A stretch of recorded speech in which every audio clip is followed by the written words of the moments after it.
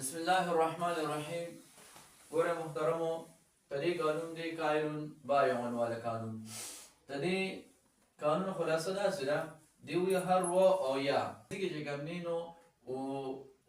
الف سره بدل شي او دغه و او یا ورزېدلې وي، نو په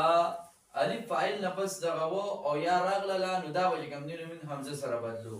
نو الف فاعل یعنې د قایلون کې چې دا کوم الف راغلی دی، هر هغه صیغه چې هغه د فاعلون په وزن باندې وي، نو د دې فا کلمې نه پس دا کوم الف راغلی دي ته موږ الف فاعل وایو. لکه دلته کې قاولون کې دا الف د کاف نه پس چې کوم راغلی دا الف فاعل دی، د دې نه پس و راغی او دا و دا باب چې کوم دی نو دا د کال یقولون دی، په دې کې دا و چې کوم دی نو په ماضي کې ورزېدلی شوی دی، نو اوس به څه وکړو، دا و چې کوم دی نو موږ به حمزه سره بدل کړو، نو قاولون نه به موږ قایلون جوړ کړو. بل شرط دې لپاره دا دی چې هغه بابونه چې د هغې د سره ماضي وي نه او په هغې کې د الف فاعل نه پس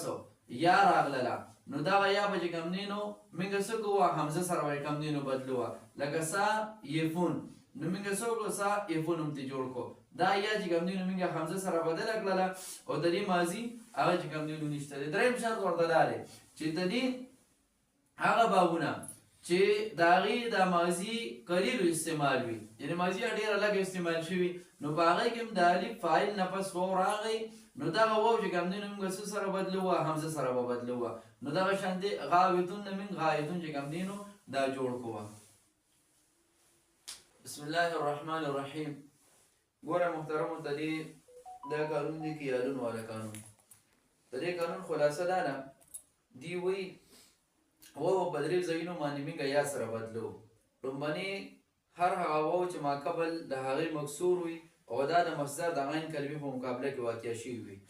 او د دغه مصدر په ماضي کې چې کوم دی نو دا واو ورزېدلې وي. یعنې دلته کې دا څه وګورئ، منې خو دې ته دا شرط ولګو چې دا مصدر دی د باب انفعال نه، نو دی وایي واو به او ماقبل و هغې مکسور وي، نو دا شرط پکې راغی، واو دی ماقبل مکسور دی. دویم شرط ورته دا ولګو چې دا به په ماضي کې د انقوادون ماضي چې کومه ده انقواده، د انقواد ماضي انقواده، هغه کې موږ دا واو چې کوم دی نو الف سره بدل کړو، دا واو وغورځېده، نو انقواده نه موږ انقاد جوړ کړو. نو دلته کې به اوس په مصدر کې دا واو چې کوم راغلی دی، دا به موږ څه وکړو چې کله پکې دا شرطونه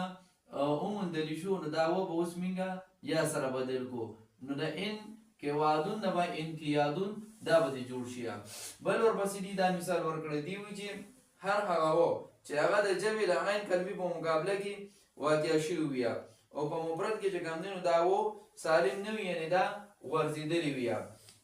لکه کوالون دا چې کوم دی نو جمع ده، موږ چې کله د اسم فاعل نه ګردان کوو نو په هغې کې کوالون دا په جمع مکسر کې د هغې کې راځي، نو دا جمع ده، نو د جمع په عین کلمې مقابله کې و واقع شولو او دا چې کوم دی نو کاله هغه شرطونه پکې پیدا شولو، نو اوس به دا و چې کوم دی نو موږ څه وکړو، دا به موږ یا سره بدل کړو، نو د کوالون نه به موږ کیالون جوړ کړو. دریم ځای کې دی وایي هر هغه و به موږ غورځو چې هغه د جمع په جمع کې راغلی وي، د جمع د عین کلمې په مقابله کې راغلی وي، لکه روازون، نو بروز دی فعالون، اوس دا د عین کلمې په مقابله کې راغی، دا و د دې جمع واحد ته موږ لاړلو، نو په واحد کې به دا و چې کوم دی نو ساکن وي. اوس د روازون واحد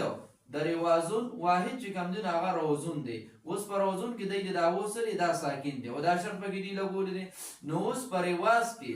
چې دا جمع د روزون ده، نو په روازون کې به دا و موږ څه وکړو، دا به یا سره بدل کړو، نو د روازون نه به ریاضون جوړ شي. نو دې درېو ځایونو کې به چې کوم دی نو دا و موږ څه وکړو، دا به یا سره کوم دی نو بدلوو.